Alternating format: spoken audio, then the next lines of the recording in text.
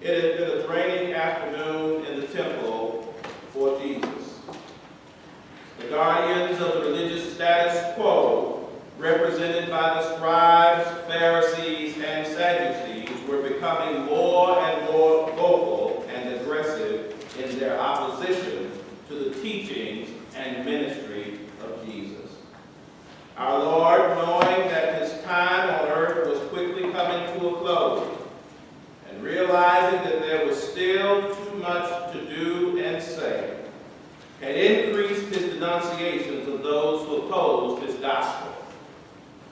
All the niceties of polite debate and disagreement were gone, and their mutual disdain for what the other represented was evident for all to see. Despite this tension between the master and the hierarchy of Jerusalem, despite his disagreement with much of what went on in the temple, Jesus continued to go. He did not let disagreeable personalities and conflicts stop him from worshiping or serving God in the place that had been set aside as God's house. At this point in his ministry, it would have been easier for him to divorce himself from the temple and its traditions and take his message to the fields and along the shores and in the villages and the hamlets outside Jerusalem. Whenever he went to worship, there were always those who were waiting to find fault and trap him in his words. They watched everything he did and listened to everything he said, not so that they could be helped, but so they could criticize. Nevertheless, Jesus went to the temple because he was determined that nothing and nobody would interfere with his worship of God. No disagreeable parishioner or odd comment by somebody who's supposed to be a God follower. No insensitive remark or action from imperfect people interfered with his will to worship. Can I talk to somebody here this morning? Don't let folk run you away from church. Don't let inflexible and disagreeable people dissuade you. Moreover, when disagreeable people seek to steal your joy, I challenge you to be mature enough to rise above the fray. It's your opportunity to practice your Christian faith and put to use all the knowledge and spiritual tools that have been poured into you over the years. What good is our faith if it is never challenged? It's like going to every practice and being in tip-top condition and knowing all the plays and being suited and ready for the football game, but the coach never puts you in. Sometimes, beloved, we've got to get in the game and give God the glory. And all this particular day, while in the temple, while at church, so to speak, the Pharisees had tried to trap him with a question about paying taxes. The Sadducees had tested him with a question about the resurrection. And the scribe had asked him about the first commandment. And after answering them all, Jesus had warned the people about ostentatious displays of piety and about scrambling for positions and places of honor in the church. Now, as he was on his way out of the temple, he stood in the area opposite the treasury. In the temple between the court of the Gentiles and the court of women was the gate beautiful. Jesus may have paused there to reflect and be quiet after the afternoon's confrontations, discussions, and tension. All of us, beloved, have had periods of difficulty and discouragement, frustration and depression. And sometimes when we have been most deeply engrossed in a particular circumstance, it seems as if from out of the blue, from a completely different source, God sends some good news or or we hear from someone special, or we see something that brightens our day, lifts our spirits, and refreshes and inspires us to go on. Sometimes that special word or incident isn't much, but it's just what we need at that moment to give us a little extra push to go on by faith. As Jesus sat opposite the treasury that day, I believe he had the same kind of experience. In the court of women in the temple were 13 trumpet-shaped collection receptacles into which people cast their offerings after they had made their primary sacrifice in the temple, after they had paid their tithe, their sacred tenth, and their sacred and holy tenth of their income to the Lord. Each of these offerings was for a special purpose, such as the purchase of corn or oil or wine for sacrifices. Some of them were for temple administration, some of them were for maintenance, and perhaps another for the poor. Whenever a contribution was thrown into one of these trumpets, the clanging sound of metal hitting metal was heard. The larger the coins and the offerings, the louder the clang. Some people contributed generously to these extra offerings, and the trumpets announced their contributions with the appropriate ring. As Jesus sat opposite these receptacles, he took note of how people were making their contribution. Some folk hurriedly walked by and threw something in as a matter of habit, without giving much thought to the purpose for which they were given. Other folks stopped to pick out all their small change and gave that. Others stopped to read each trumpet carefully and then decided where to give. Some who were taking the most time to carefully scrutinize the receptacles were giving the smallest amounts. They were those who looked for their favorite collection basket because they always contributed to the same things over and over and over again and not to others. There were those who would contribute generously and pause long enough to hear the trumpets clang loudly and then look around to see if others were looking at them with admiration and envy. It was obvious that these people gave because they enjoyed hearing the trumpets clang and the attention and deference they received. And so in the midst of all this activity, Jesus noticed a certain woman timidly approaching the collection receptacle. She was not particularly good-looking or well-dressed. There was nothing particularly striking about her. She was just an ordinary woman who could easily become lost in a crowd or walk into a room and not even be noticed. As a matter of fact, the other worshipers, the priests, the Pharisees, and the scribes walked past her without even noticing her. It took somebody like Jesus to recognize that she was there. She could have easily gone out of the temple that day, as she had done so many times before, without being noticed. Jesus, however, was there that day, and he took notice of her. I doubt that the high priest or the members of the Sanhedrin knew her name, but Jesus noticed that she was there. Sometimes, beloved, we come to church and we wonder if anybody takes notice of us. We stop in the back, or finally go to our favorite spot. Our names never get called from the pulpit, and we are hardly ever asked to do anything that receives attention.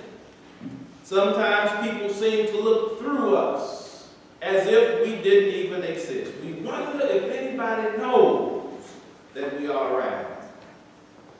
The word that comes to us from the scripture, however, is that Jesus knows we are here. If nobody else knows, if the priest doesn't know, if the person sitting next to us doesn't even notice us, Jesus knows we are here. Jesus sees us when we sit down and hears us when we sing praises to his name. If no one else sees or notices, Jesus sees the tears that run silently down our cheeks. Jesus knows that we are present. And not only did Jesus see her, but he knew her. He knew what she had been through. He knew what she had and didn't have. He knew that she was a poor widow. As she approached one of the trumpets with her hands shaking and trembling, Jesus noticed that she seemed to be holding something in them. They were two small coins. And when she threw them into one of the trumpets, Jesus recognized them as being two mites, as the King James Version puts it. The mite literally means the thin one. And the mite was the thinnest coin with the smallest value in circulation. And when she put in her offering, the trumpets did not ring. In fact, you had to be right next to them to even hear the two coins going down. No, those who passed by didn't hear anything when the widow put in her offering, but to the ears of Jesus, the trumpets clanged louder than they had all day. They rang with the clang of faith, the sound of sacrifice, and the melody of commitment. They rang with the sound of devotion and care. You know, I look at our political climate today. Sometimes folk don't think our 2 cents means anything in the election process. But I came here to tell you this morning that your 2 cents means something. And so as we pray going forward that every vote is counted, we know that those who would try to dissuade us and say, oh, your 2 cents don't mean anything, I'm not going to even count those things. Those who would try to dissuade us need to take a lesson from Jesus. He heard the clanging of those trumpets. Jesus did not disparage or criticize anyone's gift on that day. He recognized that many had given generously. Some had even given their best. But the gift of this widow was different from the rest of them. She and she alone had cared enough to give her all. All the others had something left after they had given. She had nothing because she had given her all. On the other hand, beloved, I believe she had more than the others. For she had the joy and peace that only those who give their all can have. Only those who give their all can know. She had more than the rest because she had the appreciation of the Savior who recognized that she had given her all. She had her devotion to a God who would take care of her every need because she dared to love God enough and trust God and God's word enough to give her all. Before she could give her all, though in terms of money, her heart and her life first had to be given to God. Some define giving in very narrow terms, in terms of only money. They act as if they can buy their way into heaven.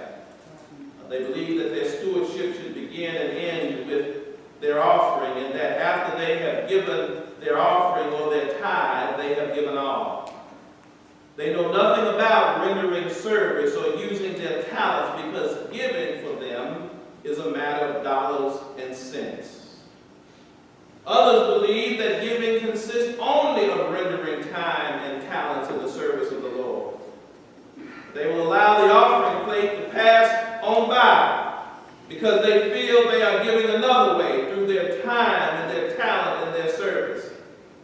However, beloved, I believe to give time and talent without money is not complete stewardship either, especially when God blesses us with all three. Jesus was right. Where our treasures are, so will our hearts be also. As long as we hold our treasures to ourselves, our stewardship is not complete because we are still holding back a part of what we have from God. As long as we hold our treasures to ourselves, we have not given all to God. It is just as one-sided to give service without money as it is to give money without service. Thus, beloved, when we talk about tithing in this season of stewardship, we are not talking simply about giving a tenth of our money, but also a tenth of our time and a tenth of our talent as well. It's all right to put an envelope in the plate on Sunday morning, but a gift without the giver is bad. How much of our heart and how much of our lives have we given to God? How much of our time and how much of our treasure is God getting? Are there any church organizations getting any of our time and talents? That's how we tithe time and talent. If we work with young people on the job, what about doing some work with the young people in the church? That's how we tithe time and talent. When we bring the skills of our job and the training with which God has blessed us to our church, we tithe time and talent. If we have skills in working with the needy, what about working with them through the feeding ministry or blessing bag ministry? That's how we tithe time and talent. If we are retired or at home with nothing to do but feel sorry for ourselves, get on the phone and gossip, how about devoting a few hours each week to the church office? That's tithing time and talent. It might help some of us to get out of the house anyway, rather than staying shut indoors and building mental mountains out of physical molehills. Some of us are devoted to community work and helping people outside of the church. And I believe that that is also tithing our time and talent. However, whatever else we do in the community, some of our time and talent still ought to be devoted to the church.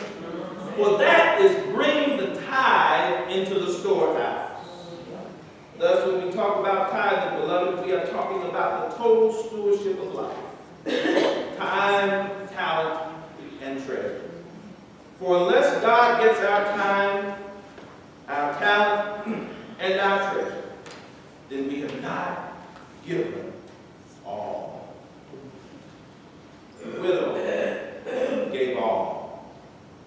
And in doing so, she blessed Jesus' spirit.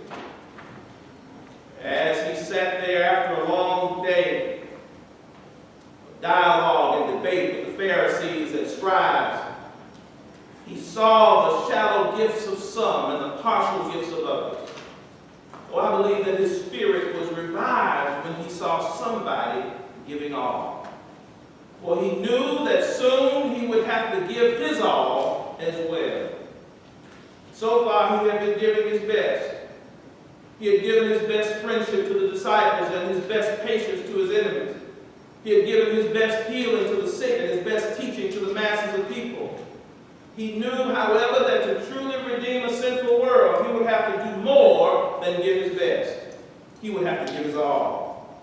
He would have to be betrayed and denied by his own, deserted by his friends, and lied about by his enemies. He would have to be crowned with the crown of thorns and receive undeserved stripes on his back. He would have to take a cross up on his shoulders and bear it to a lonely hill called Calvary. And there, between a weeping glory and a wicked world, he would have to give all, his very life. As he stood at the treasury that day, watching the partial gifts of people, maybe, just maybe, he asked himself why he should give his all when so many of those for whom he was sacrificing were giving less. But along came a poor widow who cast into the treasury all that she had. And it lifted his spirit to know that there were some who were willing to give their all just as he was prepared to do. Beloved, sometimes when we get discouraged, it helps all of us to know that there is somebody who loves the Lord and knows God like we do. And who is to say that on that night when all the disciples deserted him, when he knew that he could have called 10,000 angels to destroy the world and set it free, maybe, just maybe, I believe, one of the memories that encouraged his heart and comforted him in his suffering was the thought of this woman who also gave all she had. It was in giving her all that she blessed the Lord. It was by Jesus giving his all that we have been blessed.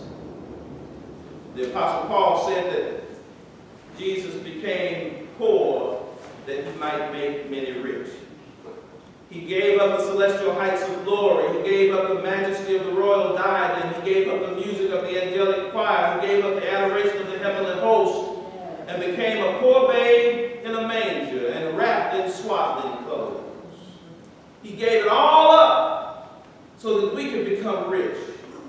He gave it all up so that we could become rich in salvation, rich in eternal life, rich in faith, rich in hope, rich in love, rich in joy, rich in peace, rich in kindness, rich in patience, rich in gentleness, rich in power, and rich in good works.